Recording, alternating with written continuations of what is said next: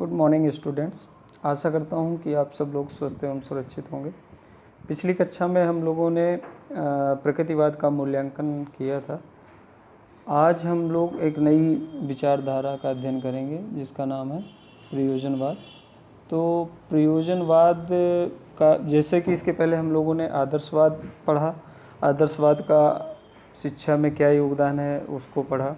इसके बाद हम लोगों ने प्रकृतिवाद पढ़ा, प्रकृतिवाद का शिक्षा में क्या योगदान है इसका विस्तृत अध्ययन किया। आज हम लोग प्रयोजनवाद का अध्ययन करेंगे। तो प्रयोजनवाद का अगर हम इतिहास देखें तो ये बहुत ज़्यादा प्राचीन नहीं है। इसका विकास 16वीं-17वीं शताब्दी में जो औद्योगिक क्रांति हुई थी उसके परिणाम स्वरूप इस विचारधारा का जन्म हुआ।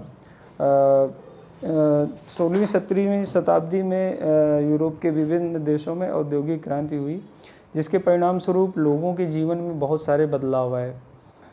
तो इन बदलावों के परिणाम स्वरूप उनके जीवन में कई तरह की समस्याओं का उदय हुआ और इन समस्याओं के निदान के लिए जो पुराने नैतिक मूल्य, आदर्श वगैरह थे वो सक्षम नहीं थे।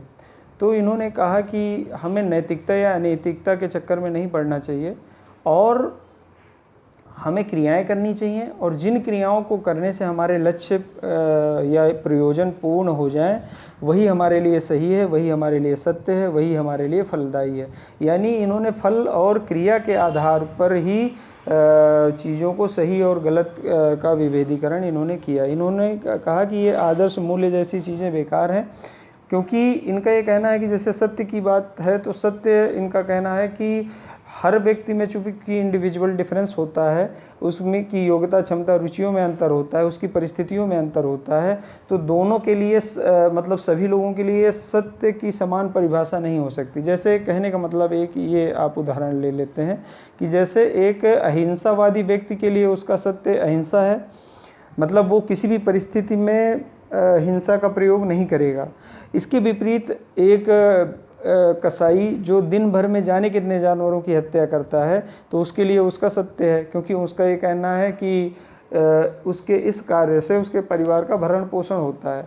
तो जाहिर सी बात है कि अलग अलग व्यक्तियों में सत्य की परिभाषा अलग अलग हो गई। दूसरी बात, इनका ये कहना है कि सब कुछ हम पूर्व निर्धारित नहीं कर सकते। भाई आज हमारी जैसी परिस्थितियां हैं, कल को उन परिस्थितियों में बदलाव आ सकता है, और उन बदलती परिस्थितियों के अनुसार अगर हम अपने आदर्श और मूल्यों का निर्माण खुद नहीं करेंगे तो हम सर्वाइव नहीं कर पाएंगे। इसको ऐसे समझते हैं कि जैसे आप ये देखते हैं बहुत सारे हम क्रिमिनल्स का हिस्ट्री उठा के देखते हैं तो वो जन्म से क्रिमिनल्स नहीं थे, वो सामान्य व्यक्तियों की तरह ही उनका जीवन था, लेकिन उनके जीवन में कुछ ऐसी घटनाएं घटी जिसके परिणाम स्वरूप उन्हें हथियार उठाने पड़े या उन्हें क्रिमिनल बनना पड़ा। तो जाहिर सी बात है परिस्थितियां बदली और बदलती परिस्थितियों के अनुसार उनके सत्य बदले और उन सत्यों के अनुरूप उनकी क्रियाएं बदली।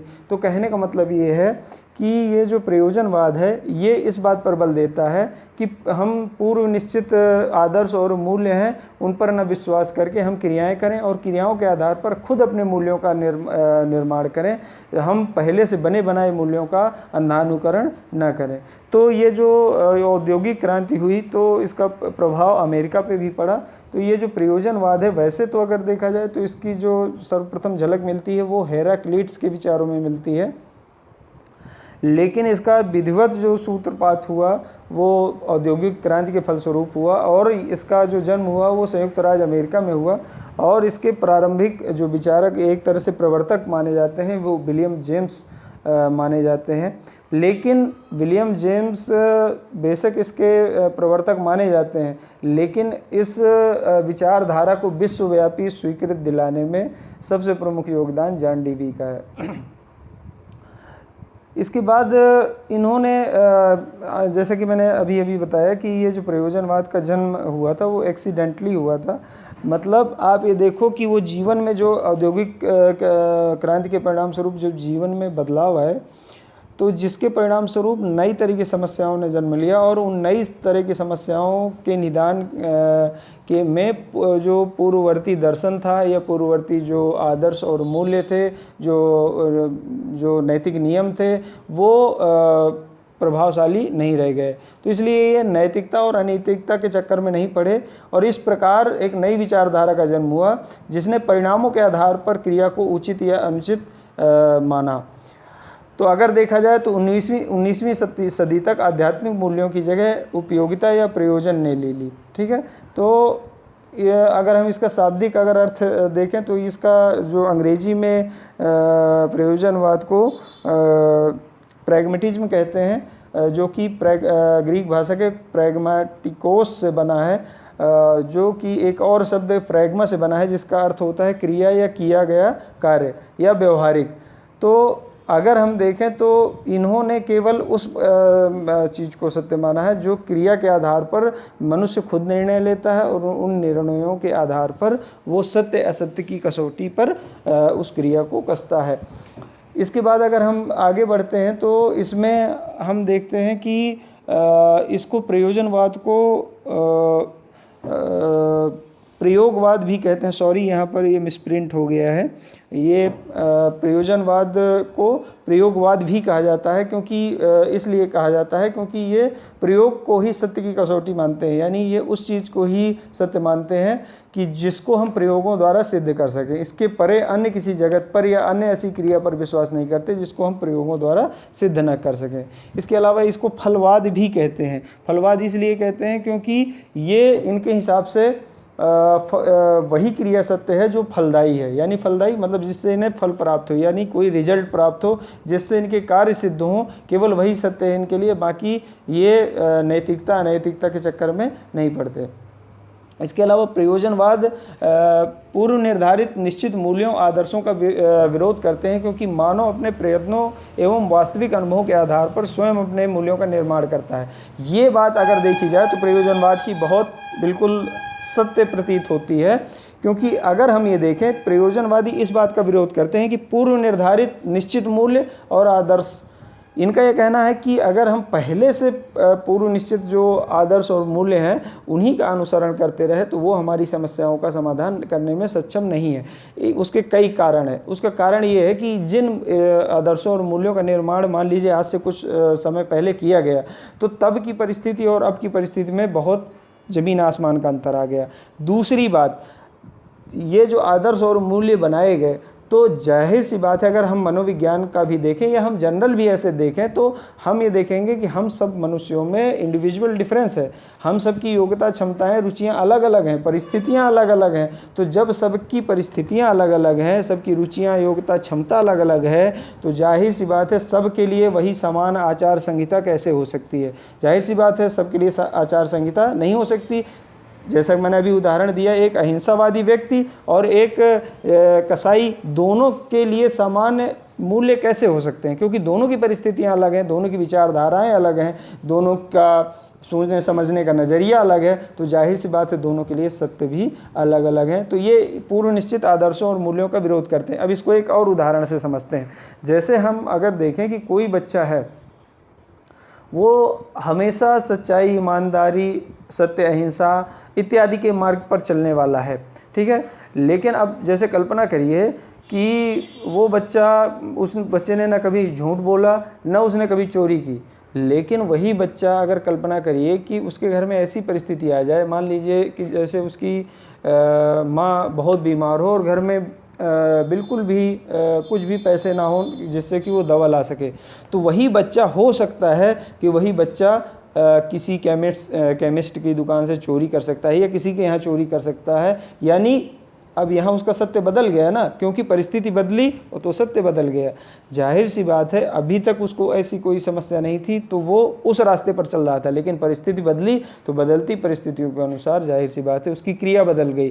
तो इन्होंने पूर्व निश्चित आदर्शों और मूल्यों का विरोध किया और उसके स्थान पर क्रिया के आधार पर अपने मूल्यों का निर्माण करने की बात कही है। और ये बात सही भी है।